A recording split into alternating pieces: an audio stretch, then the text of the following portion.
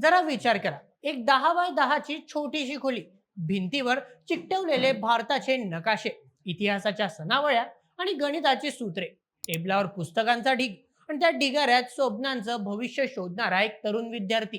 हे चित्र आहे भारतातील लाखो स्पर्धा परीक्षा देणाऱ्या विद्यार्थ्यांचं. या विद्यार्थ्यांचं एकच स्वप्न असतं, सरकारी नोकरी. आणि या स्वप्नांचा रस्ता जातो SSC म्हणजेच स्टाफ सिलेक्शन कमिशनच्या गल्ल्यांमधून. पण जेव्हा या रस्त्यांवरच खड्डे असतील, तेव्हा परीक्षा घेणारी यंत्रणा संशयाच्या भोवऱ्यात असेल, तेव्हा या विद्यार्थ्यांच्या मनस्थितीचा विचार करा. अनेक वर्षांपासून SSCच्या परीक्षांमध्ये गोंधळ, पेपरफुटी, उशिरा लागणारे निकाल, या गोष्टी नवीन नाहीत. विद्यार्थी रस्त्यावर उतरतात, आंदोलनं करतात, लाठ्या खातात आणि पुन्हा अभ्यासाला लागतात. यावेळी परिस्थिती थोडी वेगळी होती. यावेळी विद्यार्थ्यांचा आवाज बनले होते एक युट्यूबर, नितेश राजपूत. नितेश राजपूतने एक व्हिडिओ बनवला आणि जणू काही मधमाशीच्या पोळ्यावर दगड मारला. हा व्हिडिओ इतका स्फोटक होता की परीक्षा घेणाऱ्या एका खासगी कंपनीने म्हणजेच एडोक्विटी टेक्नॉलॉजीने नितेश राजपूतवर ते 2.5 कोटी रुपयांचा मानहानीचा दावा ठोकला आहे. एक साधा प्रश्न विचारल्याबद्दल 2.5 कोटी. नक्की काय होतं त्या व्हिडिओमध्ये? कोण खरं बोलतंय आणि कोण दिशाभूल करते? आणि सर्वात महत्वाचं म्हणजे आजच्या डिजिटल युगात सत्य मांडण्याचा अधिकार खरंच शिल्लक आहे का? आज आपण याच प्रकरणाचा सविस्तर पंचनामा करणार आहोत. चला मग सुरुवात करूया आजच्या व्हिडिओला. या प्रकरणाच्या खोलीत जाण्यापूर्वी SSCचं महत्व समजून घेणं गरजेचं आहे. भारतात रेल्वेनंतर सर्वाधिक सरकारी नोकऱ्या देणारी संस्था म्हणजे SSC, CGL, CHSL आणि MTS अशा अनेक परीक्षांमधून केंद्र सरकारच्या विविध विभागांमध्ये अधिकारी आणि कर्मचारी निवडले जातात. बिहार, उत्तर प्रदेश, महाराष्ट्र, राजस्थान यांसारख्या राज्यांमधील ग्रामीण भागातील विद्यार्थ्यांसाठी SSC ही केवळ परीक्षा नाही, तर गरिबीतून बाहेर पडण्याचा एक मार्ग आहे. गेल्या काही वर्षात परीक्षा प्रक्रिया पारदर्शक करण्यासाठी सरकारने ऑनलाईन परीक्षा घेण्याचा निर्णय घेतला आणि इथेच एंट्री होते खासगी कंपन्यांचीच, म्हणजेच वेंडर्स. TCS सारखी नामांकित कंपनी याआधी या परीक्षा घेत होती. पण 2023-24च्या नवीन टेंडर प्रक्रियेत काहीतरी असं घडलं ज्यामुळे संशयाचं वातावरण निर्माण झालं. नितेश राजपूत हे नाव सोशल मीडियावर नवीन नाही. सखोल संशोधन, डेटा आणि पुराव्यांच्या आधारे सामाजिक आणि राजकीय विषयांवर भाष्य करणारा हा युट्यूबर. त्यांची मांडणी शांत असते, पण त्यांचे मुद्दे धारदार असतात. 2024च्या शेवटी आणि 2025च्या सुरुवातीला नितेशने एक व्हिडिओ प्रसिद्ध केला, SSC परीक्षांचे वास्तव म्हणजे the reality of SSC exams. या व्हिडिओने सोशल मीडियावर खळबळ उडवून दिली. नितेशने हवेत गोळीबार केला नाही. त्याने RTI म्हणजेच माहितीचा अधिकार आणि सरकारी कागदपत्रांचा हवाला देत काही गंभीर प्रश्न उपस्थित केले. चला ते प्रश्न सविस्तर पाहूया. सर्वप्रथम, टेंडर प्रक्रियेत फेरफार. नितेशचा मुख्य आरोप हा होता की SSC परीक्षा घेण्याचे कंत्राट एडोक्विटी या कंपनीला देण्यासाठी नियमांमध्ये सोयीस्कर बदल करण्यात आले. त्याने दावा केला की सुरुवातीच्या तांत्रिक फेरीत म्हणजेच टेक्निकल राऊंड मध्ये एडोक्विटी कंपनी TCS सारख्या मोठ्या कंपनी समोर टिकू शकली नव्हती. पण त्यानंतर अचानक नियम बदलले गेले आणि एडोक्विटीला पात्र ठरवण्यात आले. द्वितीय, क्षमतेवर प्रश्नचिन्ह.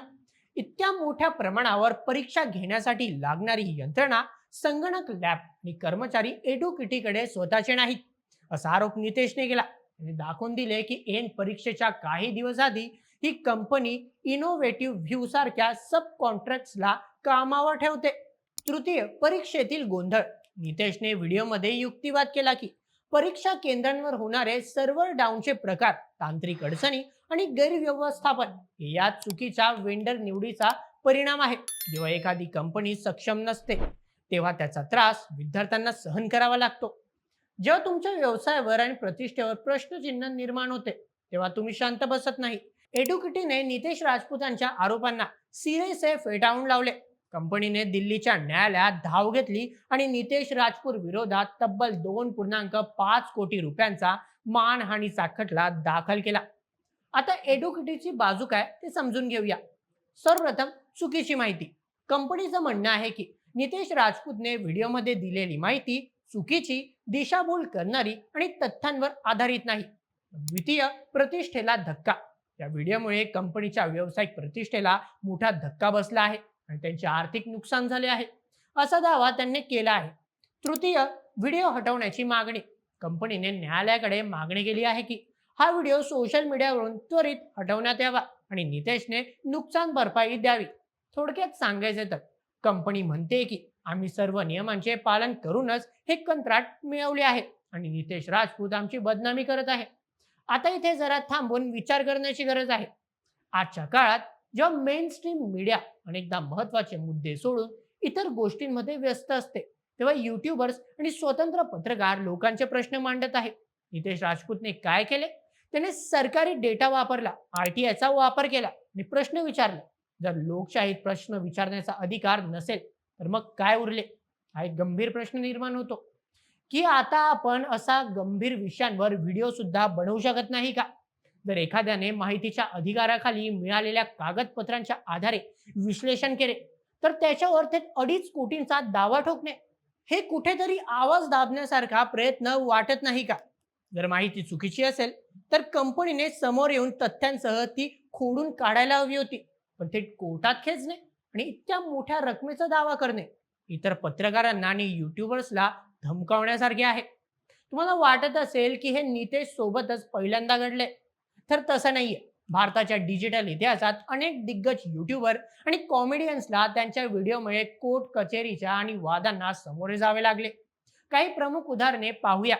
सर्वप्रथम तन्मय भट्ट आणि सचिन वर्सेस लता वाद. तुम्हाला आठवतंय? काही वर्षांपूर्वी AIBच्या तन्मय भट्टने स्नॅपचॅटवर एक व्हिडिओ टाकला होता. त्यात त्याने फेस स्वॅप वापरून सचिन तेंडुलकर आणि लता मंगेशकर यांच्यात संवाद दाखवला होता. काय झालं? हा व्हिडिओ निव्वळ विनोदी होता, पण राजकीय पक्षांनी, खासकर मनसेने याला प्रतिष्ठेचा मुद्दा बनवला. तन्मयवर FIR दाखल करण्यात आले. त्याला धमक्या मिळाल्या. परिणाम, त्याला जाहीर माफी मागावी लागली, पण प्रचंड मानसिक त्रासातून जावं लागलं. नंतर मी टू वादामुळे त्याला त्याच्याच कंपनीतून बाहेर पडावं लागलं. आज तन्मय परतला आहे, पण तो पूर्वीसारखा डेअरिंग राजकीय सटायर करताना दिसत नाही. द्वितीय, कुणाल कामरा आणि सुप्रीम कोर्ट. कुणाल कामरा हे नाव तर वादाचा समानार्थी शब्द बनला आहे. अर्णब गोस्वामीला जमीन मिळाल्यानंतर कुणालने सुप्रीम कोर्टावर टीका करणारी काही ट्विट्स केली होती. त्याने त्याला सुप्रीम जोक म्हटले होते. परिणाम, त्याच्यावर कोर्टाचा अवमान म्हणजेच कंटेम्प्ट ऑफ कोर्ट खटला चालवला गेला. हे प्रकरण खूप गाजलं. कुणालने माफी मागण्यास नकार दिला. तृतीय, समय रैना आणि दिव्यांगांवरील विनोद. सध्याचा टॉपचा कॉमेडियन समय रैना नुकतंच त्याच्या इंडियाज गॉट लेटेंट या शो मध्ये किंवा त्याच्या जुन्या स्टँडअप मध्ये दिव्यांगांवर केलेल्या विनोदावरून वाद झाला. परिणाम, हे प्रकरण थेट सुप्रीम कोर्टात पोहोचलं. कोर्टाने फटकारलं की विनोद हे कोणाच्या तरी प्रतिष्ठेच्या बदल्यात नसावेत. त्याला सोशल मीडियावर आणि कोर्टात स्पष्टीकरण द्यावं लागलं. हे दाखवतं की विनोद कारवांवरही आता कायदेशीर टांगती तलवार आहे. मित्रांनो, नितेश राजपूतवर झालेल्या या कारवाईनंतर देशभरातील SSC विद्यार्थ्यांमध्ये संतापाची लाट उसळली आहे. सोशल मीडियावर #स्टँड विथ नितेश राजपूत असे हॅशटॅग ट्रेंड होऊ लागले. विद्यार्थ्यांचं म्हणणं सरळ आहे. नितेश भाई आमचं दुःख मांडत होते. त्यांनी जे सांगितलं ते आम्ही परीक्षा केंद्रांवर रोज अनुभवतो. सर्व्हर चालत नाही, माऊस खराब असता, वेळेचा गोंधळ होतो. जर कोणी आमची बाजू मांडत असेल तर त्याला पाठिंबा देणं आमचं कर्तव्य आहे. या प्रकरणामुळे पुन्हा एकदा SSCच्या संपूर्ण कार्यपद्धतीवर प्रश्नचिन्ह निर्माण झाले आहे. विद्यार्थी संघटना आता मागणी करत आहेत की केवळ या टेंडरचीच नाही तर संपूर्ण SSC भरती प्रक्रियेची सुप्रीम कोर्टाच्या देखरेखीखाली स्वतंत्र चौकशी व्हावी. विद्यार्थ्यांच्या व्यवस्थेवरचा विश्वास उडाला आहे आणि हा विश्वास पुन्हा मिळवणे सोपे नाही. सध्या हे प्रकरण दिल्लीच्या न्यायालयात आहे. फेब्रुवारी 2026च्या स्थितीनुसार नितेश राजपूतने व्हिडिओ हटवण्यास नकार दिला आहे. त्याचं म्हणणं आहे की मी सत्य मांडलं आहे आणि मी कोर्टात ते सिद्ध करेल. ही लढाई आता एका निर्णायक वळणावर आहे. एका बाजूला एक मोठी कॉर्पोरेट कंपनी आहे जिच्याकडे पैशांची आणि वकिलांची फौज आहे. दुसऱ्या बाजूला एक युट्यूबर आहे ज्याच्याकडे कदाचित संसाधने कमी असतील, पण त्याच्या पाठीशी लाखो विद्यार्थ्यांचा पाठिंबा आणि सत्याचा आग्रह आहे. परंतु यात कोण बरोबर कोण चुकीचे याचा फैसला न्यायालय करेल. जर नितेशने आरोप सिद्ध झाले तर SSC आणि संबंधित कंपनीला मोठी किंमत मोजावी लागेल आणि जर कंपनीचे म्हणणे खरे ठरले तर जबाबदार पत्रकारितेवर प्रश्नचिन्ह निर्माण होईल. पण एक गोष्ट नक्की, या प्रकरणाने पुन्हा एकदा सिद्ध केले आहे की डिजिटल युगात सत्य जास्त काळ लपवून ठेवता येत नाही आणि जेव्हा एखादा सामान्य माणूस व्यवस्थेला प्रश्न विचारण्याचे धाडस करतो तेव्हा व्यवस्था तिला चिरडण्याचा प्रयत्न करते. पण त्यातूनच क्रांतीची ठिणगी पडते. तुम्हाला काय वाटते? नितेश राजपूतने जे केले ते योग्य होते का? आणि अशा प्रकारे मानहानीचे दावे ठोकून आवाज दाबणे कितपत योग्य आहे? तुमचे मत आम्हाला कमेंटमध्ये नक्की कळवा आणि अशाच व्हिडिओसाठी सबस्क्राईब करा बोल एम एच आपल्या युट्यूब चॅनलला. धन्यवाद.